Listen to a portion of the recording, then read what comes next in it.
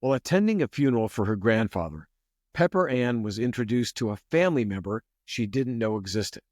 This started her on an investigative journey, which eventually led her to uncover the story of an imprisoned relative who'd been part of a criminal empire, an empire whose remaining members were never brought to justice and apparently idolized. She was compelled to expose the story and almost immediately ran into opposition from people who wanted the secrets to stay buried. For 12 long years, she fought to uncover the truth of a story filled with twists and turns so dramatic you'd think it was a Hollywood tale. Many times she almost gave up, but through an apparent act of divine intervention, she made one final push that brought the story to fruition. My guest today, Pepper Ann, stumbled upon an incredible true tale and refused to back down. Listen in as she shares about a family member who, while not innocent, has taken the blame and the people hiding in plain sight that have yet to be held accountable.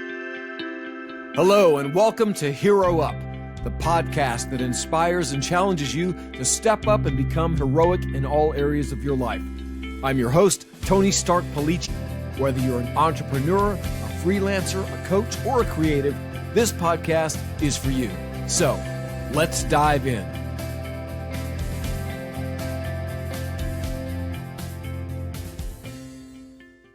Okay, so you just heard the introduction to my incredible guest today, Pepper Ann. Pepper Ann, thank you so much for being here. I'm really excited to have this discussion with you today. Thank you so much for extending an invitation for me to be here. I am thrilled to be here too.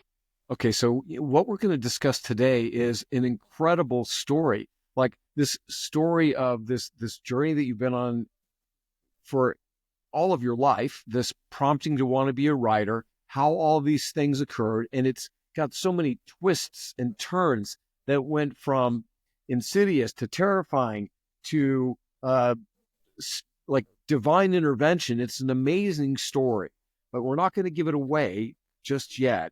I want to start way back. So take me back to the little girl Pepper Ann. So tell me about, like, where are you from? Where did you grow up? Tell me about your life as a young girl. Well, my life as a young girl, I've always had my family around me, all of my cousins, my aunts, my uncles. I've been a very fortunate young lady to have so many amazing people in my life. I grew up reading, I'm sure, like a lot of kids, and I had such an interest in it. I had a wonderful childhood.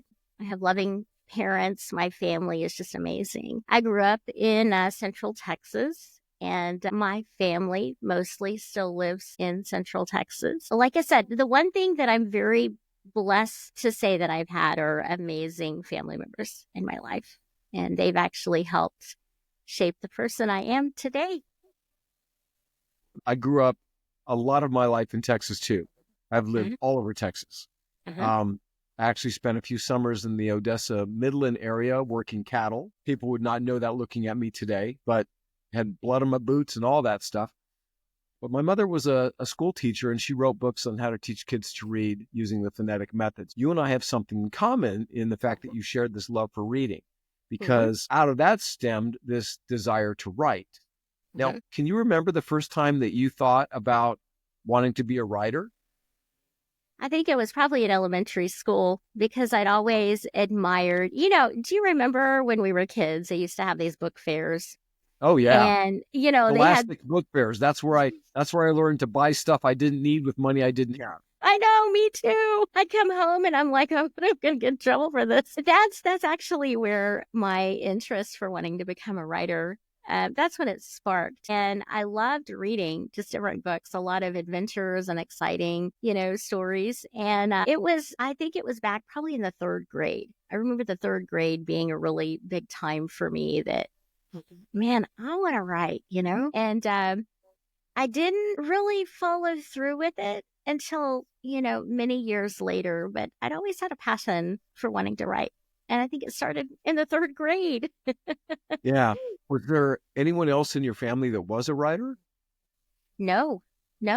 There's not. Okay. Believe it or not, there's not. I do have an aunt. I just adore her. She's actually a retired school teacher, but she taught elementary school. And my grandmother was a teacher. And so I think they weren't writers, but they really they made you feel like, reading was so important to them because, they taught kids, how to Right. read and write and everything. And so I think that's a big part of where a lot of that came from, was from Okay. them. So tell Yeah. me about the stories you were interested in reading. What were you most attracted to? Do you remember Pippi Longstocking Oh my gosh. Yes. and Harriet the Spy? I mean, Oh there's yeah. so Yeah. long ago. I love stories like that. I love stories, like I said, with adventure, something with mystery, something where you get to figure it out. What's going on? Who did it? Why did they do it? Who's behind it? And I've always been drawn to those type of stories, the exciting, entertaining ones. Yeah, but those are Okay. my two favorites. Yeah. Yeah. All right. So this gives me a little more insight into where we're going and how you actually got there. The journey that you had in your career, you did a number of different things. Mhm. Working in the state and working with I believe you were worked for doctors in the medical profession at some point, administrative maybe. Yes. Uh huh. Uh huh. Okay. But then you wound up doing something kind of just of your own volition because you were interested in it. And tell me a little bit about your work with the private detectives, Well, I had private met investigators. private investigators. Yeah. So I had met a lady who had her own business, and she was a private investigator and a process server. That means someone who serves papers to people, if they're supposed to show up for court and everything. Okay. And I reached out to her and I said, I'm kind of interested in learning this, and I did. And so I worked alongside her, and then the idea of bounty hunting came up, and my Sure. mom and dad said, "No, ma'am." So I didn't. That's something, that's something you do when you have absolutely no family in your life, when you're by yourself, and so that was not for me. But I loved the challenge. I loved being able to find people, to be able to, there's always a mystery, there's always a question somebody has, where is so and so? What did they do? So I love being able to solve the puzzle. So that's what got me into that.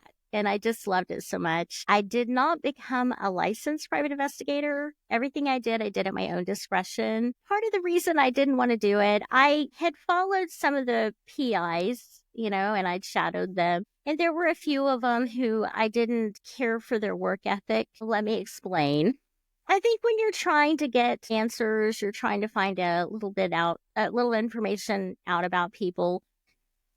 I think it's okay you follow them, but if it seems like it might be dangerous, kind of back off. And some of the individuals that I had shadowed went full force, and I didn't like that idea. I don't want to put myself or anyone else in danger. So I think that kind of opened my eyes a little bit, made me realize if there are some situations where I have to do that, I don't want to do it. It's not worth it to me. So Now, back when you were involved in this and doing this on your own, did you have an immediate family? I mean, aside from your mother and father, were there other people that you loved that made this an ultimate concern for you?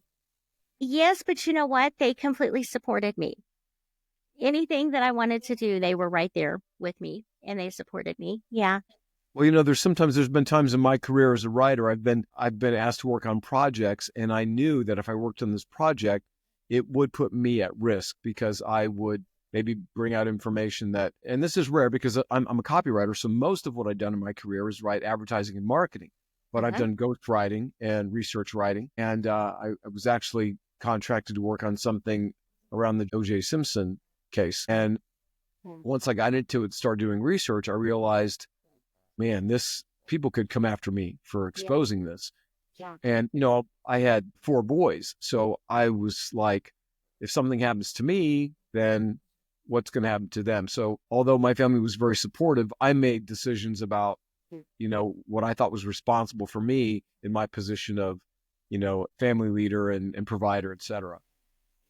You know what? I did the exact same thing. I made the choice to step away from that and not go full force with it because I didn't want to bring that into my personal life. I didn't want to put my, I didn't want to put my family at risk for anything. My family, my immediate family and my, everyone on the outside, family is family to me, whether they're cousins, aunts, or uncles.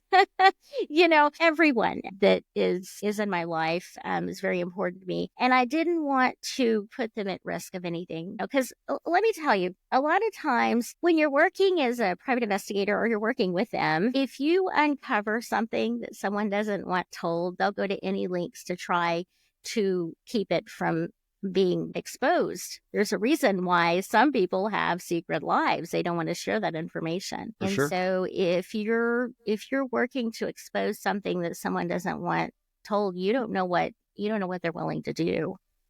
And it just wasn't worth it to me. Totally makes sense. I mean, So what kind of things would you do for these private investigators? What kind of research and support would you offer them? well, like I said, I would go and I would shadow them. I would go when they were going to, watch individuals when they were digging through research, going through records, trying to ask questions, maybe people that knew them, trying to locate individuals. I was right there. I was right there with them doing the same thing. I also, like I said, I was also a process server. So I had served papers to people who were supposed to go to court and trying to run from it. Oh, So yeah. I did that. I did everything, like I said, at my own discretion, I did almost everything that the private investigators did. But I didn't get as close to everything as they did because, like I said, they were licensed and I wasn't. Sure, but this was really good training and experience and research and techniques and like word of questions to ask. And as a process server, you're never the person that anybody wants to see. That's right. Yeah, but with me, they weren't expecting me to be a process server. You're the perfect process server, like friendly, vivacious, bubbly, look, sweet and unassuming. And then you're served. Yeah, that's why it worked for me. Yeah, yeah.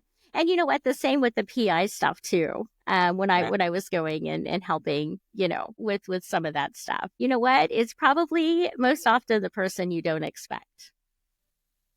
Right. Okay. So as you continued to work with these people, did you develop like heightened, how can I say this? As you continue to work with these private investigators, did your ability to research and your knowledge of how to do research and your interest in doing research just continue to get better and better? It did, yes, because a lot of times you have to work when you're trying to get court records, when you need some, if you're trying to get criminal records or things such as that, you start with the court system. And so I learned what the process was. I'd also gone to the courthouses and I'd met various people. And so I kind of learned the ins and outs of what people look for when they're trying to get information, different things. So I knew that when I needed to get arrest records or things such as that, I'd go to the district clerk's office. You go through the website for the FBI to get the FOIA records. I knew working with these PIs what kind of information I would need, what kind of evidence I would want to have to back up what I'm saying and just the whole process of it. So yeah, if I hadn't have worked alongside the private investigators, I wouldn't have known where to start. I would have figured it out, but it made my work a lot easier for sure. Yeah. Yeah. So was there ever a moment when you were working that you were in a situation where you felt, oh my gosh, what have I got myself into? Like, was there ever a situation or something that came up that was like terrifying or even dangerous for you? I wouldn't say it was terrifying, but the one moment that caught my attention was when I was shadowing a private investigator, and he actually was a retired detective. He worked for a police department. So he, in his profession, I guess he was used to handling things a lot differently. So shadowing him, watching the lengths he would go to, the way he was driving, just pushing the limit, going past the boundaries there and everything. It made me nervous. because the individuals that he was trying to get information on were fully aware that he was there. And that's the whole point of it. In my thinking, if you are a private investigator, you want to be discreet. You want to blend with the background. You don't want to be known. You don't want to be seen. Because you're not going to catch someone doing something if they know they're being watched, right? I mean, come on. Right. So, and it surprised me because he was a retired detective, and I think it bothered me. I think it scared me because you think you're going to learn from someone who knows what they're doing, and that's. Sounds like he was a bit reckless. Well, I thought he was. I thought he was. Yeah, and I didn't want for the individuals to see me and think, well, we can't get him, but let's see if we can find her. And then I thought, well, if that happens, they'll see me with my family. I didn't want to put my family at risk. Okay, so now we've got this background of you as a kid, always wanting to be a writer, never really stepping into that, doing this work with the private investigators. Take me to the point where these two worlds collided. Well, my mom was actually the one who brought this all about. My grandpa, Riley, passed away, and I'm trying to remember. I think it was in 2006. My heart was broke. I was so close to him. And at his funeral, my mom said, "That's our cousin over there. That's Marvin."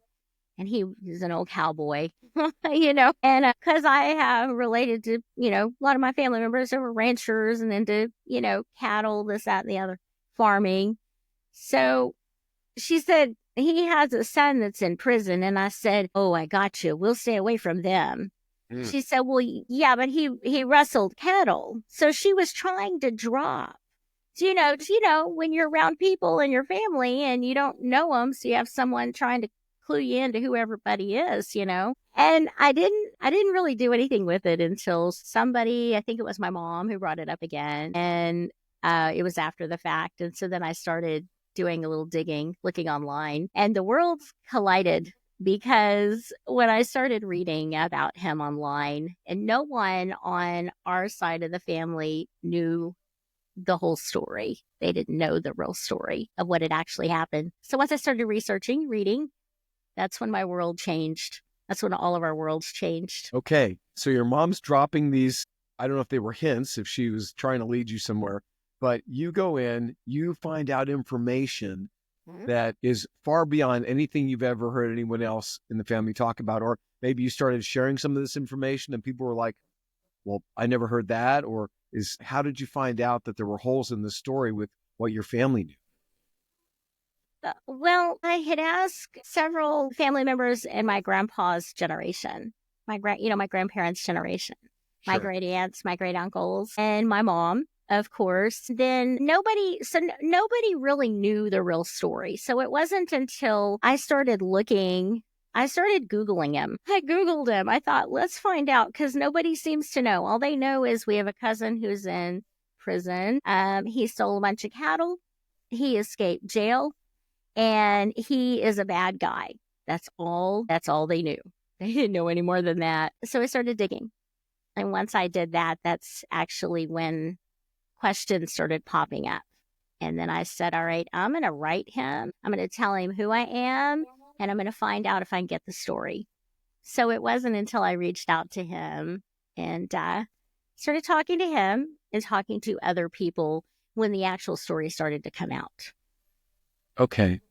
So at this point, was it just curiosity that was driving you, or were you thinking, I've got a book in here? I was thinking I had a book in here because I've always wanted to write, Yeah. I always wanted to write comedy because I love laughter. I mean, if there's a comedy, if there's a movie and it has comedy, and I'm going to be right there watching it. So I thought that's what I wanted to write. But when I found this, it was so compelling. I couldn't leave it. There were so many questions that were unanswered. And I thought, well, if the people writing the magazine articles can't tell the story, then I'm going to do it. Oh, yeah. you So know? how Yeah. intriguing this must have been as you went to find something so unexpected and compelling that suddenly you're just completely driven to get to the bottom of it. Actually, I was really nervous. I'd Were never you? been in, well, I was, because I've never been inside a jailhouse before. And here I am writing a family member who's in prison. And I'm hearing all these stories, reading all this stuff online. And I thought, okay, I'm going to write him. I don't know if he's dangerous. I don't know what to think.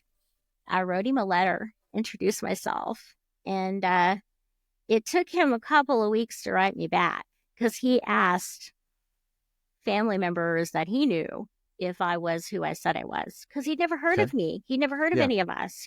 His grandpa and my grandpa were brothers, and his grandpa took off when he was a kid. He never met his grandpa, and he always wanted to know him.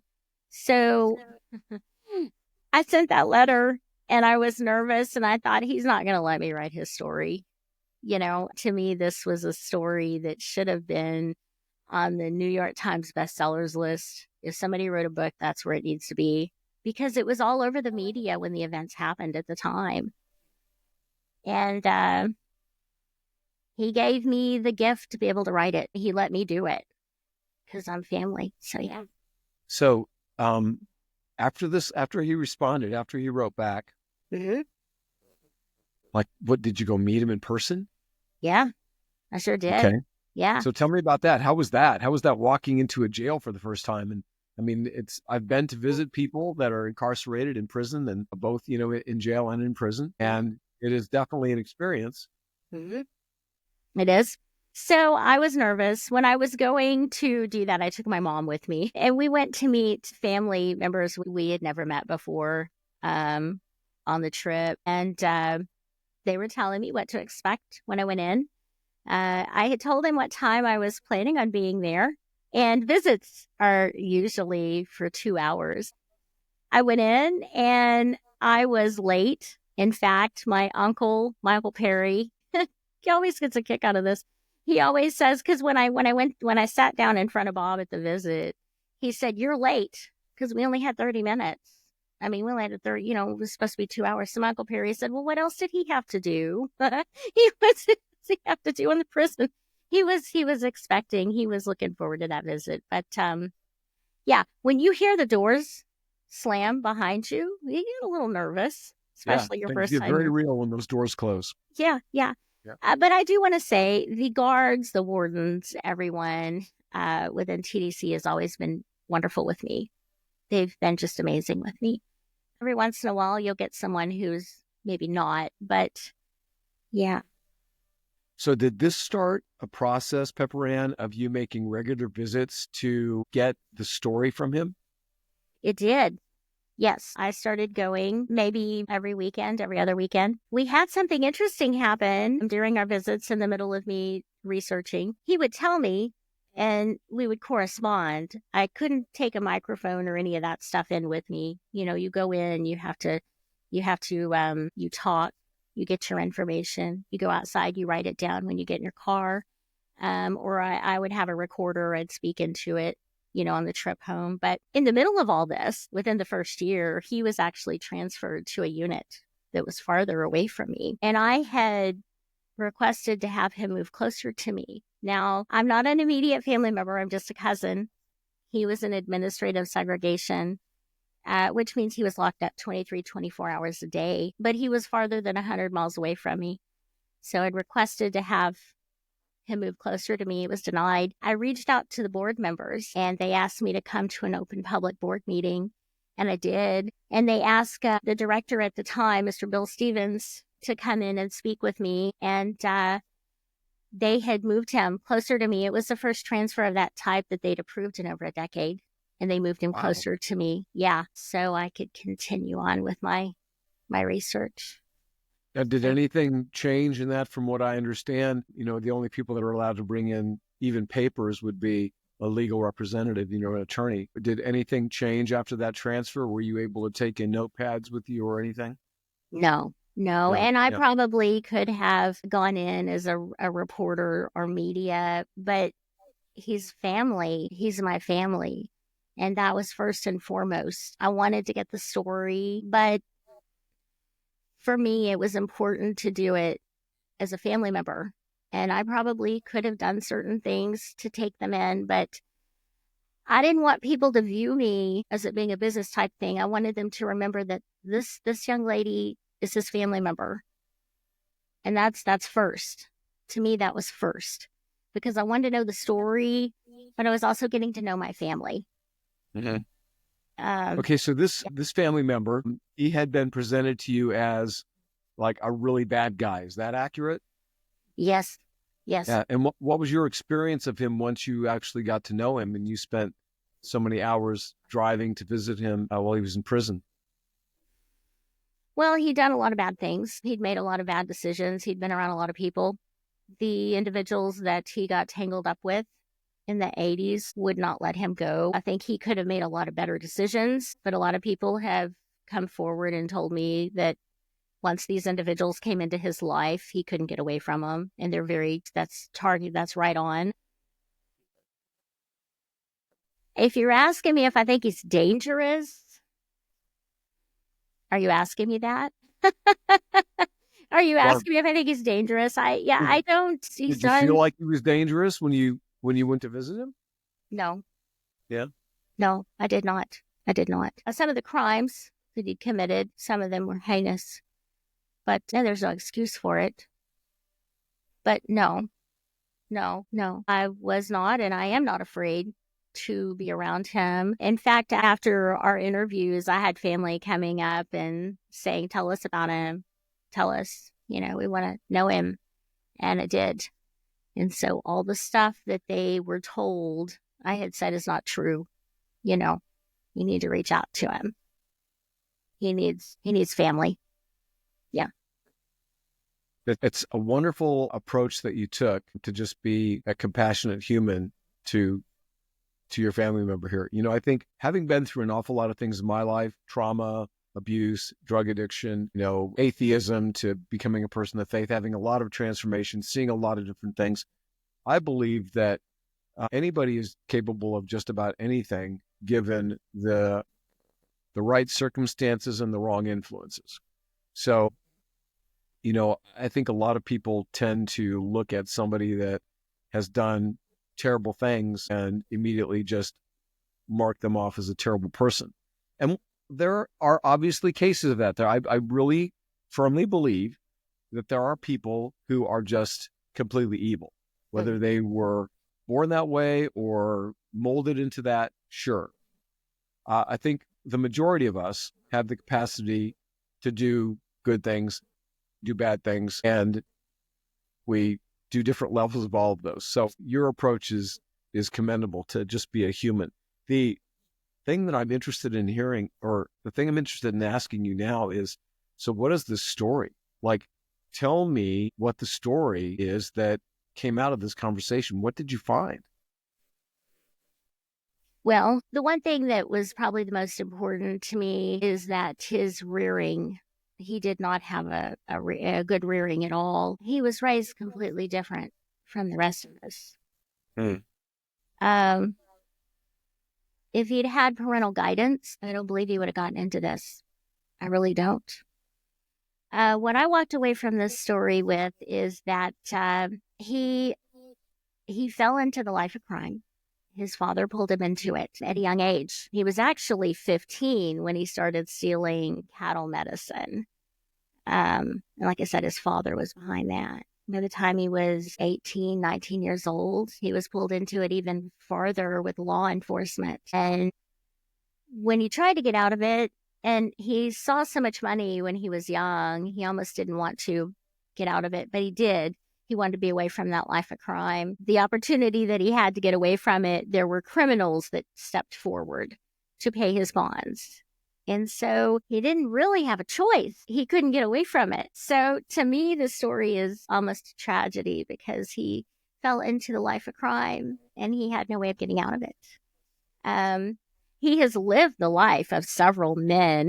He's almost like like an outlaw that you would read about of Jesse James, or, anyone from that era, from the 1900s, the 1800s. He escaped jail twice. He's been involved in a shootout. He's stole millions of dollars worth of cattle along with other people. He's done everything you can imagine. My takeaway from the story is that had he had a different rearing, I don't believe this would have happened to him. I don't believe it would have. You Every believe time that he he tried was to in, step out, he couldn't. And so, yeah. yeah. Do you believe that he was involved in any killings? No. Yeah. Okay. So No. not everything. He hasn't done everything. Like the title of your book, which, the subject that he is the Notorious Texas Swindler, right? Yes. Yeah. Yes. So, tell me a little bit more about what that meant. Like, where did this notorious reputation come from? And I love the fact that you have gone into the importance of parenting, because that has proven itself over and over again. There are always exceptions. Bar none, I'm 100% convinced that the influence of a parent, and especially, and I don't want to get on a moral or a political tangent here, but the fact that the nuclear family, like the family unit, two parents who are involved in both playing their roles and raising the children, has been fragmented for decades. It's really shown up in our society in how kids are managing things like, depression, self-identity, activities, crime.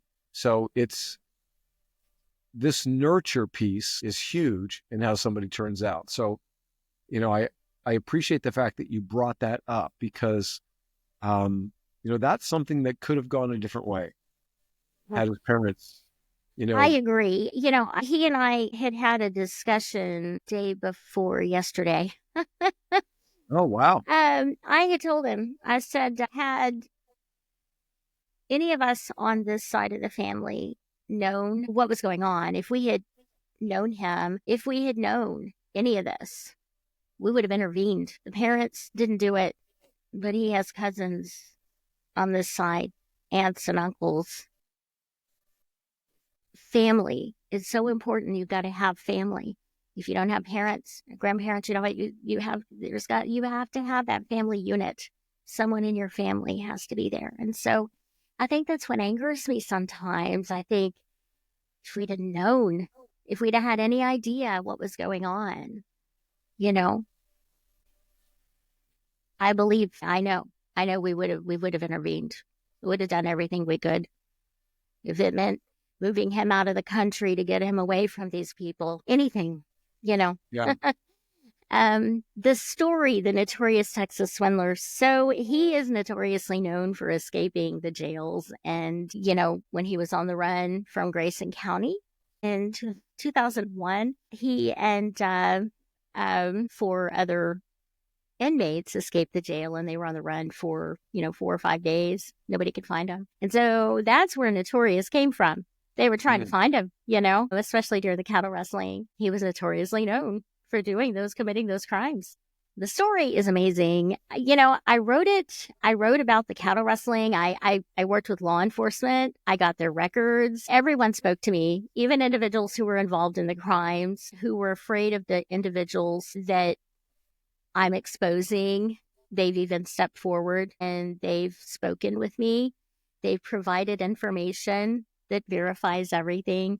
I've spoken with victims. I've spoken with family members and friends. So it's a compelling story. But what's probably most amazing about it all is that he's done so much. It blows my mind to think of all the things that all these crimes that he's committed. I mean, if I committed even one, I'd be afraid to get back out into the world. And here he is. He's just, one right after the other.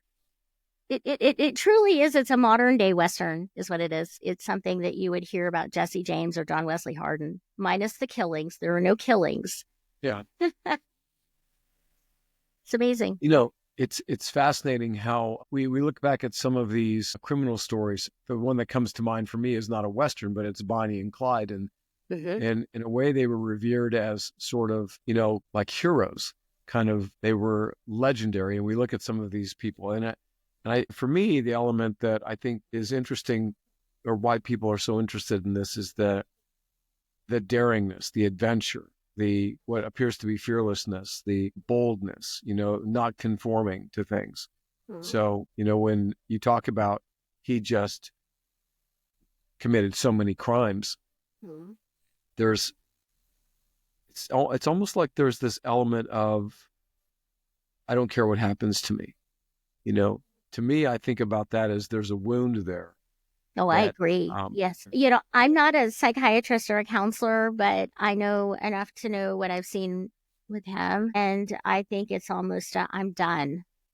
Let's see if this is what does it. I agree with you. When he was young, when his parents were going through a divorce, I can't remember. I think he was probably 8, 9, maybe 10 years old.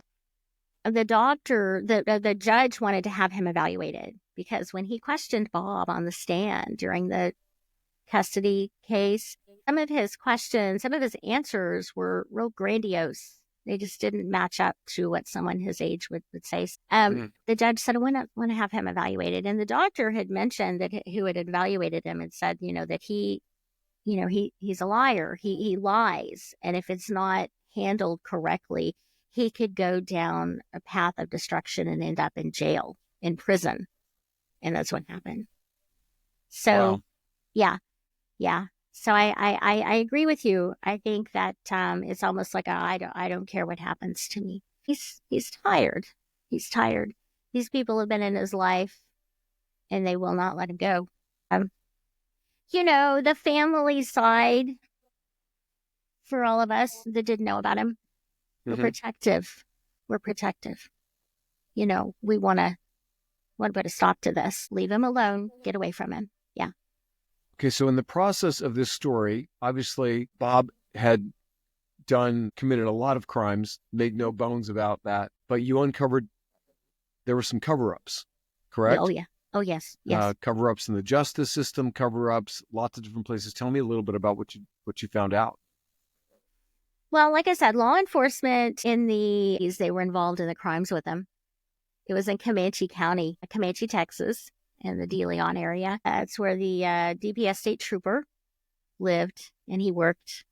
And so he and several other individuals that he worked with in law enforcement were involved in this. I actually uncovered a crime ring before Bob ever came into the picture that this trooper was involved with, and other individuals in law enforcement in that area. And they'd pulled other people in, just random people, and they got away with it. They got away with their crimes. So it was a pattern. So that corroborated that, like you had already found this evidence before you even were on this story. And then you connected the dots. I'm like, oh my gosh, this has been going on for years. Well, yeah. And that's how the individuals that I exposed in law enforcement, that's how they were able to get away with it. There were crooked judges. There were dirty judges in the case then. And then, of course, when Bob went to court with the DPS state trooper. So let's see if I can remember this. The DPS state trooper was charged with tampering with a witness because he had threatened to have Bob killed if he didn't lie on the stand and say he wasn't involved in it. And I came across a transcribed, recorded conversation between Bob's father and the DPS state trooper, where the trooper said, I'll have him killed if he doesn't lie. Wow. On the stand and say I wasn't involved. I put that in the book. So he was charged with tampering with a witness. The judge adjudicated the sentence. It was a felony, but it was reduced to a misdemeanor. And I tied that judge into the previous crimes with that trooper before. I mean, he was on the bench when all this stuff happened with the previous crime ring. So I connected the dots, just like you said. Wow. Yeah. And it just went from there. It was from the beginning. And it was throughout the story.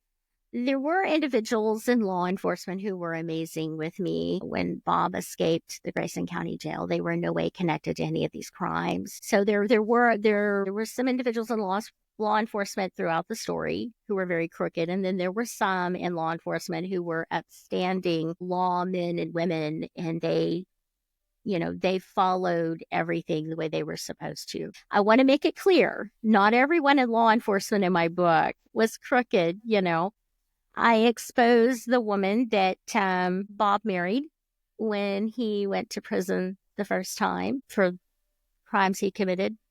And the only thing I can say is read the book, because she's is it birds of a feather flock together? You know, Right. you've heard that? Yeah. Mm-hmm. Yeah. Very crooked. She was involved in the cattle rustling scheme. She oversaw them. And they had a party ranch. And like I said before, I'd had individuals step forward to speak with me. There were people who went to this party ranch wanting to enjoy the ranch style amenities for the weekend, you know, and people that had money were the ones that were invited to go. And then they were caught in uncompromising positions. And then they were later blackmailed. This sounds like a Texas version, cattle ranch version of a Jeffrey Epstein story. I guess it does. Yeah. I guess it does. Yeah. Same kind of things going on. And But there I weren't imagine children there. Yeah, but there weren't children at this party ranch. There were not. Okay. I think Epstein there was not. Yeah. I want to be very clear about that. Yeah, but there were. Yeah, But it was the same kind of thing. People would go there for, let's say, adult entertainment, or to kind of sow their wild oats or whatever. And most of them were then put in compromising positions, which could be used against them, and they were blackmailed. That's true. Now, some of the individuals who went to the ranch didn't go for that. They went because they wanted to be a part of ranch style living for the weekend. Okay. And then after hours, they were told, hey, we got something extra for you over here. And those that wanted to attend that did. Not everyone did, but the ones who did, you know.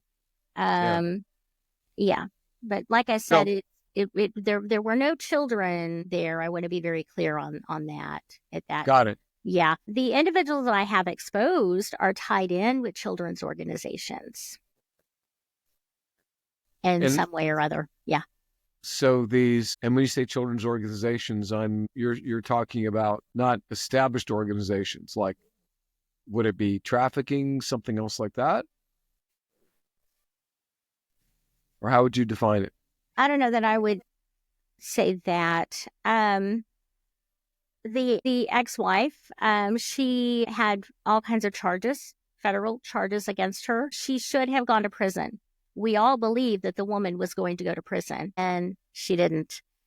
You have to read the book to understand how she didn't. Today, she works with ABBA Fund, which is tied in. It's part of an adoption agency. So to me, that sounds kind of funny. A woman who was running a party ranch and doing a lot of cons with cattle and going to the banks and getting loans. And now she's working with a children's organization overseeing their finances. That doesn't sound very legit to me, does it to you? That raises a lot of questions. Yeah, definitely a lot of room for nefarious action there. Yeah, yeah. I just think it's important to state what's going on today and let others kind of figure out the rest. Right. So was there a moment during this investigation and writing this book when you uncovered a hidden truth that kind of left you speechless? Well, there were a lot of moments like that. Yeah, I think it was probably from the beginning. It was almost like every chapter there was something that popped up. There was so much crookedness in the story. There was so much deception. I couldn't believe it, you know. I think probably one of the most shocking things for me was to find out, like I said, the individuals he got tangled up with in the 80s, how determined they were to not let him go. You know, the individual I exposed, who broke Bob out of jail the first time, had made a statement that to a family member, not to me, but to another family member, and to Bob, that if this story, and this was mentioned many, many years ago before I ever took the project on, because other people have wanted to write the story, you know, and they'd start and they'd stop. But this individual had made a statement, and they had said that if the story ever comes out, they could make a car wreck look like an accident. So, you know, there is that. While I was working on the story, and it took me probably 12 years to write it because Wow. I had to continually rewrite it over and over again. There was an individual who tried to steal the story from me, and they wrote their own backward version. And that individual is actually tied up with the individuals I exposed. When I first took the project on, there was an individual who I exposed in the book, and I put this in the book. I included it. They met with me and they wanted to know who I was putting in the book. They wanted to know if they could write the story with me. They wanted to oversee everything that I was putting in the book. They wanted to co-author it with me. And I told them, no, absolutely not. I don't know you. I'm not going to do this with you. This is something that, as a family member, I and other family members want to know the truth, and I'm not about to pull somebody in I don't know anything about to do a story and stop it. So, yeah. And that individual that had approached me was actually tied in with the individual who wrote this other one and tried to beat me with getting my story out. Wow. So yeah. all of these people that were involved, I mean, tell me, what is it that they're trying to protect? Is it reputation? Is it prosecution? Like what were they doing? Like, what is this whole story about, this tangled web of crime and blackmail and everything? If their name comes out, it would ruin them. It would ruin them. It's someone who is idolized by many. Persecution, they would have to, you would hope, serve time for their crimes. It would show who they really are. It would ruin them. It would expose them. So tell me, like, did they, I'm going to start that over because too much stuttering. I have to delete that. So tell me, at some point, these people found out that you were working on this and you had multiple attempts at sabotaging what you were doing. Tell me a little bit about that. Well, it started in the very beginning. So it was the fella who met with me. He met with me probably, I can't remember. I can look back and double check, but I think it was probably 3 weeks into the project when I decided to take it on. Right at the beginning. At the very beginning, he met with me and he said, "Let's do this together." And I said, "No, we're not." It was then. Now, when I had said no, I wasn't going to do it. And then I had to get my literary attorney. I'd had a different one at the time who I started with. Now I have the one I'm working with. I just love her to pieces. But I had my literary attorney at the time help me get the proper paperwork in order so that I could legally write the story. So I have the rights to the story, and I'm also Bob's power of attorney.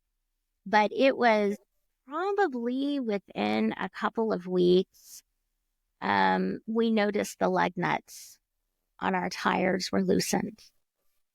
Yeah. And it was bad. Several family members had experienced that. They had tried to make a car wreck look like an accident, I guess. Yep. Then the farther I got into it, my work was deleted from my computer. I opened up an email and a virus had hit it like that and everything was gone. Instances, things like that. It just happened. I have a friend who works on my computer who is always there. If I have a question, even in the middle of the night, God bless him, he's there. And he said, yeah, somebody got in here. Somebody did this on purpose. So, yeah. From the very beginning, they've tried to sabotage me. Yeah. I believe you mentioned to me offline that you had multiple deletions. I did. So I had to rewrite the story 3 times. So twice. It was deleted twice. Okay. Yeah. So did you ever get to the point where you were just frustrated, threw your hands up there, like, I'm done. I'm not going to, I give up? Yes. Every time it happened, but I wasn't actually done and finished with it until the final time that my work was deleted. And I slammed my laptop down and I said, that's it. I was working part-time at a hospital gift shop just to kind of break the monotony of writing because there were times when it was too much, Yeah. I had become very close to a lot of the victims. There's a shootout at the very end of the story that Bob was involved in, and he released the married couple. that were held He's holding them hostage? They were, yeah. Okay. Yeah, he released them. I became very close to them. It was a husband and wife and all of their kids and everyone. And Vincent was the husband who, was held hostage. And he would always call me and he'd say, how's everything going? How's it going? You got to get our story out there. You're the only one we're talking to. And so I felt compelled to tell it. So the last time that my work was deleted, I said, I can't do it anymore. And I went to work. And then probably within 20, 30 minutes of arriving, there were 3 different people that showed up within 20 minutes of each other. And they couldn't explain why they were in the hospital gift shop, but they felt compelled to pray for someone. And they were craving a Coke. And it was just the way that it all played out. I just thought, how many more times am I going to have to go through this? Why is this happening to me? That was the last and final time I had to rewrite it, though.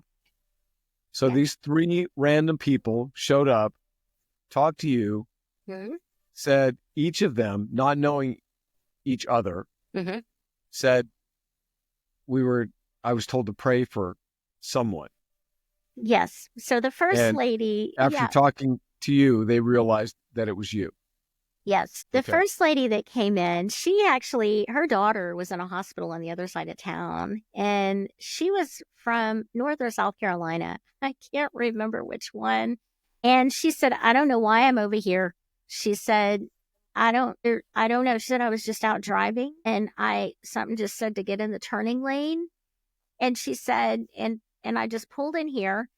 She said, I have this feeling that I'm supposed to pray for someone. And she said, I'm craving a Coke. She said, instead of going to the cafeteria, something led me in here into the gift shop. I told her what happened to me. I was frustrated. I didn't realize at the time it was me. It's a hospital. People need prayer in a hospital. And she was led right to me. And she said, honey, I'm supposed to pray for you. Told her everything. And she said, you've got to write it. You got to get back on it. And we're going to pray. And she prayed.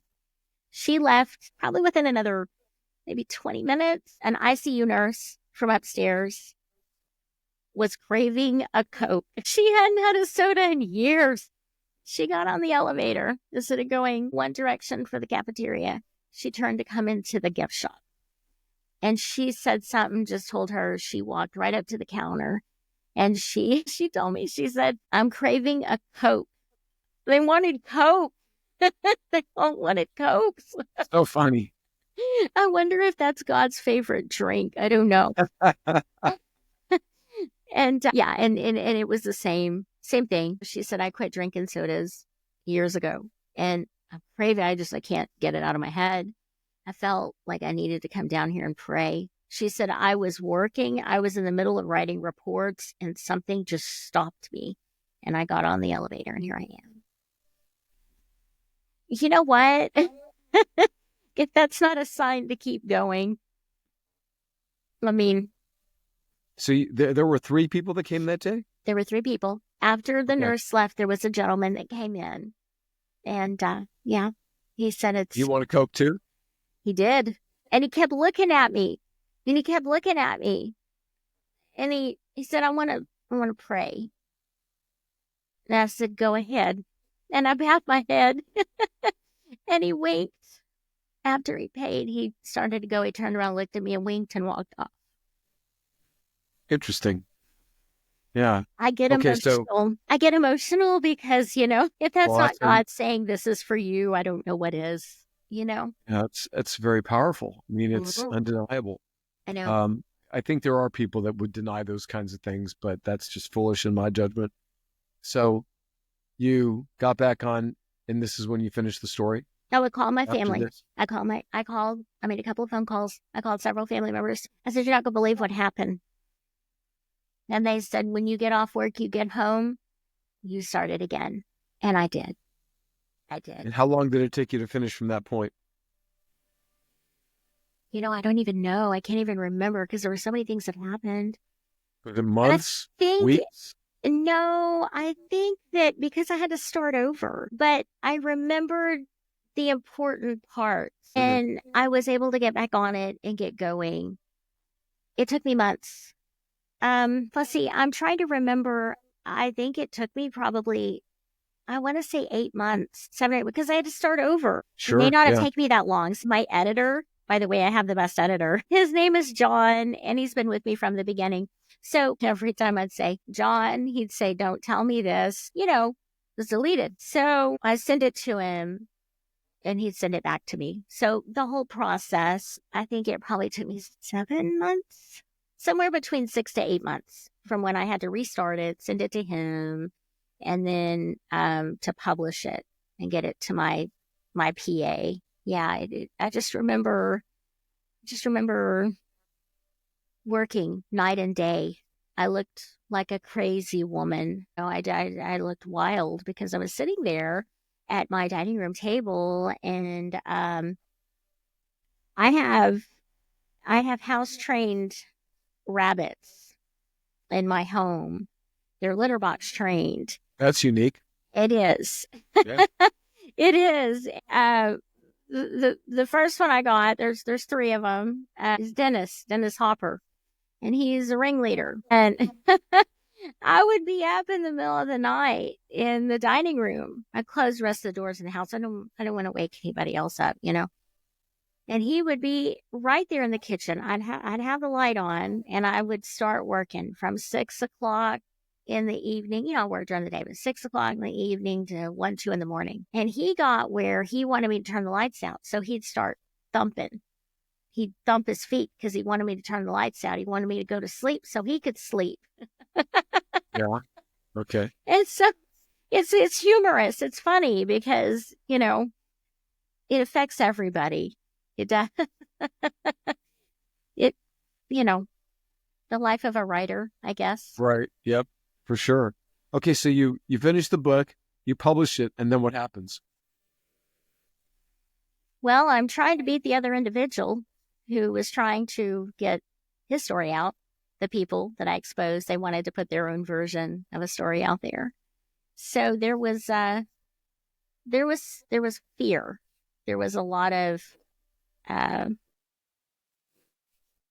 was nervous. I was nervous because of how hard I'd worked on the research, the book, the writing, that my book was not going to be seen because of these individuals. So there was a rush, and I got a PA, Laura, to help me. And she actually got it where it needed to be. She it in the format, she formatted it, and we got it out. I think once she got her hands on it, it was out within probably 2 or 3 days. I mean, the lady is amazing. She was working around the clock. I got it out. And the minute it hit, I started reaching out to see if I could do book signings. And I started going, and I didn't stop. I kept marketing and trying to get it known, It's been a long road. So the people that you expose in the book, the people that tried to stop this, was there any backlash at you once this thing was actually out there? Yes. Yeah. The events that I have set up, I've been to libraries. I've done various programs tied to my book. I have been invited on panels to speak with other authors. I've done book signings, and these individuals show up. They just randomly show up at these events. They've corresponded with me, telling me, you're going to be at this place. We want to meet with you. I just send it right on to my attorney. I always have, that's the thing. If I'm by myself at these events, it's different. Let's handle this. But if my family members are with me, I'm different because you become very protective of them. Friends or family. You just don't want them to be put in harm's way. You just don't. So there has been a lot of kickback from them. The story's out there. I don't know what they think they're going to do to me. It's already out there. Anything happens to me, people will know where to look. I want to ask you 2 questions about this book. So number one is, why should somebody read this story? I think And sorry? I was going to say I think everyone should read the story because it's engaging, it's exciting. Every chapter is a cliffhanger, except chapter 2. It's about family. It's maybe 4 pages. People should We've read got it. like a ton of 5-star reviews on Amazon, amazing reviews about the book. So absolutely, I think that's unanimous from readers. Yes. You know what? I'm so honored when someone takes the time to read the book, and what a gift it is. I'm blown away the fact that someone takes the time to write a review. I mean, it's just amazing. I've had people email me and they've said, "You're my favorite author. When is your next one coming out?" I never dreamed that would happen. And I respond to them because they took the time to write me, and I want to respond. That's important. I want people to read the book, and I want them to read the index because the index is about 22 pages long, and everything I say in the book is backed up by everything I have. I want them to see that what I'm saying is true. I wrote this because I wanted to make sure if people hear the story about my family member, I want them to know what actually happened. And that's why they should read the book, because it's true. Do you want to tell us Bob's full name, or do you want people to go look at the book to find that out? Oh, I'll tell you his full name. I'll tell you why he was named that. Okay. His full name is Bob Harold Leach. It's not Robert, it's Bob. He actually was named after 2 well-known ranchers here in Texas. Very well-known, respected ranchers. Bob is it was a family friend, someone that Bob's father was very close to, and he thought a lot of him. And then Harold is mine and Bob's great uncle. It's his name. He is our grandfather's half brother. And both of those gentlemen were well known and respected cattlemen in Texas. Yeah. Got it. So what do you hope that readers will take away from the Notorious Texas Swindler? I hope that I'm not trying to sway anyone in one direction or the other. I just hope that they walk away from the book thinking this is something that no one ever considered, and it's a story that most definitely deserved to be told. That I told it from an angle that no one else has ever considered. I hope they enjoy my writing enough to want to read more, and I hope that it sparks some interest where people will look into the story and maybe want to do a little investigating. Maybe, Yeah. I mean, So any kind of good positive interest that I get from it, if someone reaches out to me and, wants to do a little digging, I wouldn't be against it. If it's the right people. so 12 years, a lot of hard work, a lot of travel, like intimidation, the threat of bodily harm. If you had to do it all over again, knowing what you know now and the dangers that you and your family were exposed to, would you do it again, and why? I would. Yeah. I would, because Bob's story deserves to be told, and so does ours. Yeah, I most definitely would. I've met some amazing people while working on this book. I've been places I never thought I'd go. It's opened doors for me. I've learned my strengths. I've learned my weaknesses. I've learned things that I enjoy doing and I'm really good at. And yeah, it was worth it to me. I would do it again. Well, the thing that I think is the coolest is this lifelong dream that you had that for whatever reason you kept putting off. It's like God put an opportunity in front of you where it was so compelling that you could no longer ignore it or make excuses or whatever got in the way before. And so now you're a writer and you've written a book that is being widely praised and well received. So what's next for you? Well, I have some other stories that are non fiction, and they're also crime related that I'm researching. And it's going to take a little time to put them together. So in the meantime, I'm actually putting 2 crime fiction series together, and they're inspired by actual events. And those are what I'm working on now. The first one is a Penny Pearl Mysteries, and the next one is a Traveling Tootsies. So I'm hoping that, to put those out, and maybe Great titles. Yeah, right. Very country. I didn't realize this until this morning that Penny Pearl just sounds so country. It's like Minnie Pearl, isn't it? I didn't even. Yeah. It's actually based in the 80s. So I'm bringing some of that back. Some of the There humor. you go. Yeah. Yeah. Oh my gosh. Hee-haw. Yeah. I guess I could introduce Hee Haw. I never thought about that. But yeah. Gloom, despair, and agony on me. Deep, dark depression, excessive misery. I can't believe I still remember the lyrics to that song. My dad used to watch that show, I think, every Sunday. But, true crime is a largely popular genre right now. And so is, crime fiction. So your book is a perfect topic, because it's this true story that weaves in all of this intrigue, some, like mystique, and even maybe a little bit of romantic obsession with this, criminal character. I think it's fantastic. Pepper Ann, tell me, how can people find out more about you? The book is on Amazon. Tell me a little bit more about where people can find this story. Well, my website is actually a perfect place to learn a little more about me. It's pepperannauthor.com, and I have everything on that website. You can imagine my book is available everywhere. In fact, it's not available in bookstores because I'm an indie author, and so it's still kind of hard to break that barrier there. But it's available in bookstores online, on their online stores, if you can believe it. It is on Amazon. It's in various countries all over the world. It's been, it's been translated into multiple languages, so it's all over the place. One thing I'm most proud about is it is in most libraries across the U.S.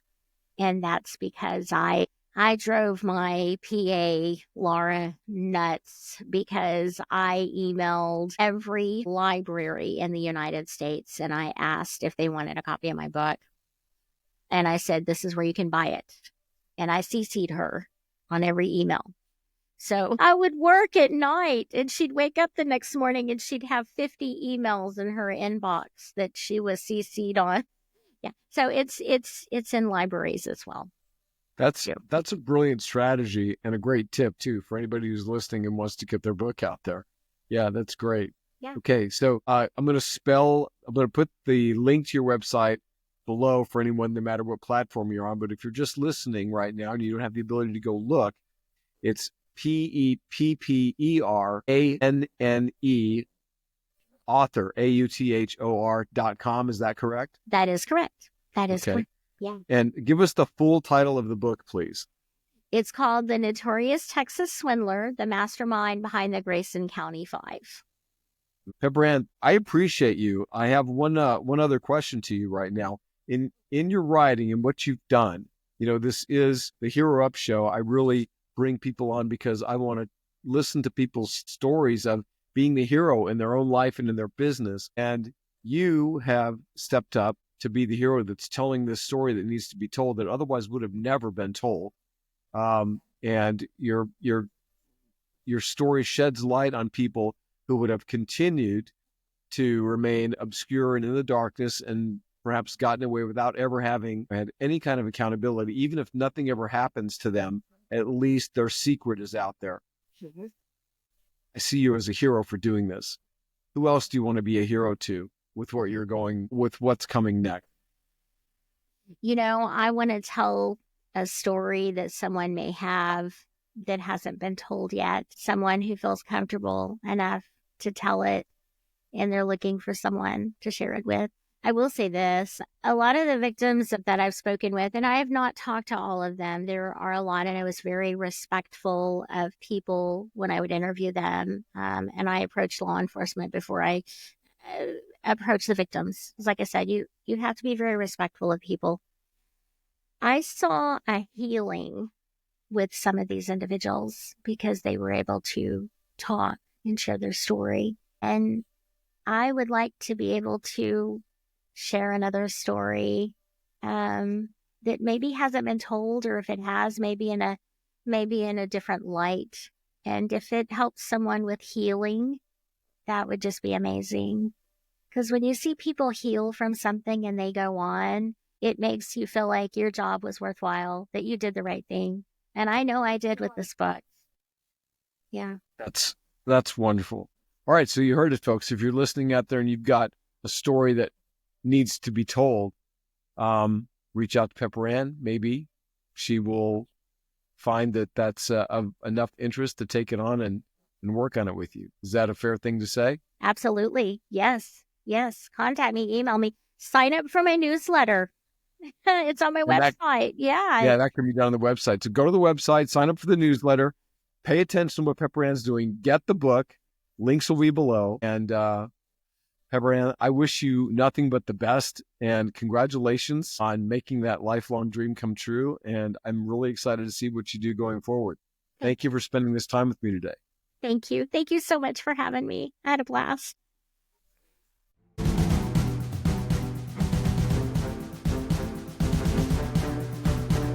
Thank you for tuning in to Hero Up. I hope today's episode challenged you to step up as a hero in your field and provided you with valuable insights to express your unique voice and message. If you found this episode helpful and motivating, please leave a review and share it with your friends and family. And remember to subscribe so you don't miss out on future episodes and amazing guests. Until next time, find your voice, share your message, live your mission.